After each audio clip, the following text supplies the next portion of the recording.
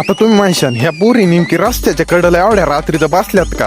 तर आपल्या नानाने घेतली होती गाडी आणि तो म्हणे का आपल्याला डायरेक्ट शिर्डीला जाऊन यायचंय. आता नाही काय गाडीची पूजा केली आणि त्यांनी स्वस्तिक काढा शिकवलं सगळ्यांना ना आम्ही मग काय बसलो सगळे निघलो नाही का. विशेष गोष्ट मग मी शिर्डीला पहिल्यांदाच चाललो होतो आणि विमान पहिल्यांदाच बघायचं होतं, पण इथं आम्ही थांबलो विमान बघा, पण ते काय विमान याय ना कवाचं बघा. आणि बघता बघता आम्ही शिर्डीत पोहोचलो आणि सगळ्यांनी गाडीतच मोबाईल ठेवले होते. फक्त स्वतः दादानी मोबाईल घेतला होता बघ फक्त. त्याच्यात त्या बहिणी म्हणल्या की आम्हाला बी घे ना तुझ्या ब्लॉग मध्ये. मग काय त्यांना घेतलं नाही का व्हिडिओ मध्ये. तर बहिणी म्हणल्या कपडे बघू, पण तिला म्हणलंय ना बाहेरूनच बघ काय आज जायची गरज नाही ना. आम्ही साईबाबाच्या वाटेवरच होतो आणि जवळ पोहोचलो त्याचे चपलानवाले आमच्या मागच आले राव. म्हणलं हे काय नवीन यांचं राव अवघडच दिसतंय नाही का. पण ते आम्हाला म्हणत होती नाही का इथं विनामूल्य पाहत राहणे म्हणजे चपला काढून नाही का देवाच्या दर्शनाला जा.